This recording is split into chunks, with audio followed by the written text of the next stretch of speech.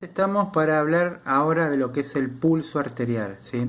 El pulso arterial está determinado justamente por una onda pulsátil que representa a la sístole cardíaca, ¿sí? Ahí en el ventrículo izquierdo, donde está la arteria aorta, y desde ese lugar expande o expelita, se dice, más o menos se entiende unos 70 mililitros por cada latido, y esa expulsión de sangre queda en un patrón de onda dentro de lo que es los vasos arteriales.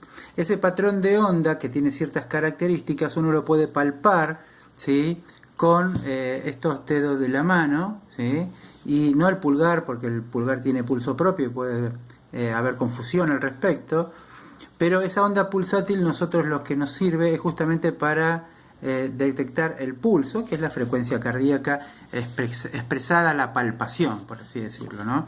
Esa expresión palpatoria de la onda pulsátil, tenemos lugares topográficos de referencia tanto en el miembro superior como inferior, que en un rato vamos a mencionar. Salvo un pulso que se dice pulso apical, ¿sí?, donde se ausculta. ¿Sí? Ahí no podemos palparlo, que sería acá en el pecho, ¿no es cierto? Pero decir en el pecho queda un poco abstracto el asunto. Le vamos a decir que hay un lugar topográfico especial para ese pulso que auscultamos, que es el cuarto quinto espacio intercostal izquierdo, línea media clavicular izquierda, ¿sí? O lo mismo, línea media clavicular izquierda, cuarto quinto paso intercostal, ¿sí? Ahí nosotros tomamos el pulso apical, nosotros y los médicos, salvo que nosotros, los enfermeros y las enfermeras, valoramos la frecuencia cardíaca sobre todas las cosas, ¿sí? Quizás cuando ausculta el médico el tórax, tiene conocimientos para escuchar otras cosas que nosotros por ahí no estamos al tanto, ¿sí?, como el comportamiento de las válvulas, ¿sí?, que nosotros no prestamos atención, simplemente prestamos atención a la cantidad de latidos por minuto, ¿sí?, y sus características, cuando así va la palpación también. Nosotros palpamos, en este caso no, pero palpamos en los miembros superiores e inferiores esa onda pulsátil que expelita el ventrículo izquierdo. Expelita quiere decir la cantidad de sangre generada en cada expulsión, en cada sístole, que es la que me pone de manifiesto en la onda pulsátil las características del pulso. Esa onda y la cantidad de sangre que circula por cada sístole cardíaca da lo que es el volumen minuto, ¿sí?, pero en cada sístole estamos hablando más o menos de 70 mililitros por cada expulsión, y eso se traduce a la palpación, ¿sí? Dicho esto, la frecuencia cardíaca varía según distintos factores, ¿sí? La edad, ¿sí?, el pulso sufre variaciones en el nacimiento, en la madurez y en la vejez. El sexo, ¿sí?, tanto en la pubertad, en los hombres, en las mujeres, ¿sí?, pero de alguna manera, saliendo de este margen, cada uno tiene un pulso regular y podemos decir que una media en el pulso es de 75, ¿sí?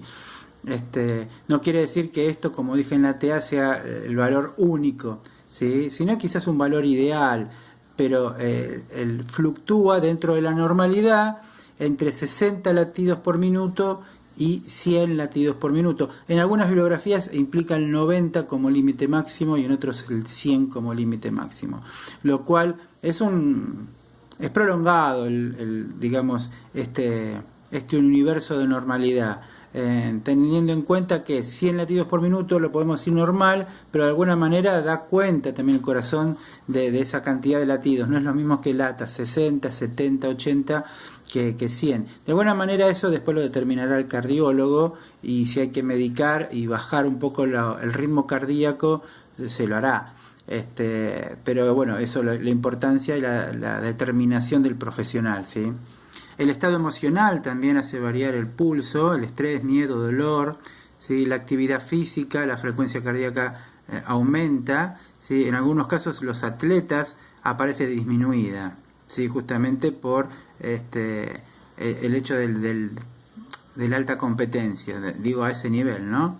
La fiebre también aumenta las pulsaciones, o sea, el latido cardíaco. Algunos medicamentos que las pueden producir aumento o disminución, y la hemorragia, justamente, ese es un tema muy interesante para abordar en otro momento, produce lo que se llama hipovolemia, o disminución del volumen de líquidos, en este caso la sangre, y ahí la frecuencia cardíaca en una primera instancia aumenta, ¿sí? Un poco aumenta la frecuencia cardíaca y disminuye la tensión arterial como a modo de compensación, ¿sí? Pero después, cuando la hipovolemia ya se va acentuando, la frecuencia cardíaca también va a disminuir, ¿sí? ¿Cuáles son los puntos anatómicos para tomar el pulso, ¿sí? Bueno, hablamos de pulso temporal, ¿sí? Generalmente el nombre lleva el nombre de la región y de la arteria que está comprometida en la valoración, en este caso pulso temporal, que es en la arteria temporal, y también el hueso temporal que lleva su nombre, ¿sí? El pulso carotidio, que se encuentra en el cuello y forma parte del paquete vasculonervioso que irriga la cabeza, que sería la carótida, la vena yugular y el neumogástrico. El nervio neumogástrico sería el paquete vasculonervioso, y allí se encuentra la carótida, donde nosotros tomamos el pulso carotidio.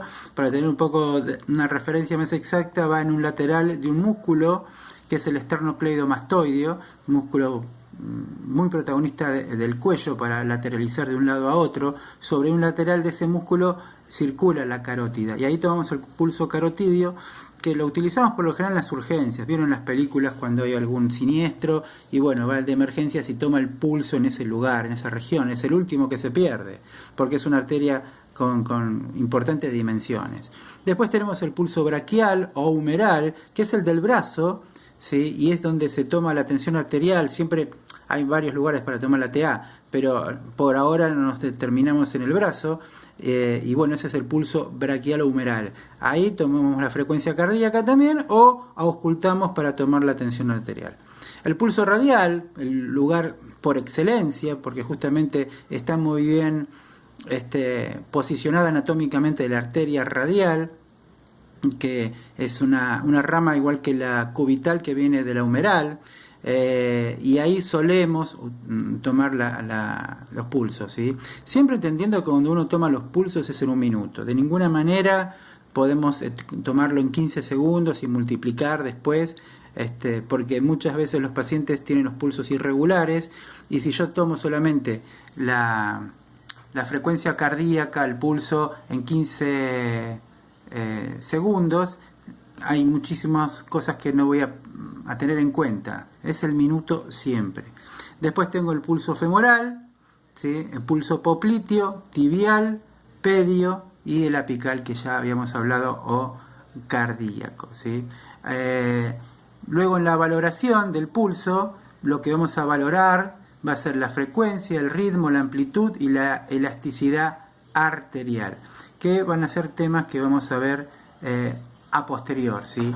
Y lo que es la alteración del pulso, bueno, hay un poco más ya patológico. Podemos hablar de taquicardia sinusal, taquicardia paroxística, bradicardia sinusal como ejemplos, o bradicardia por bloqueo en aurículo ventricular, pero eso ya estaría de alguna manera yendo a cuestiones más clínicas, ¿no es cierto?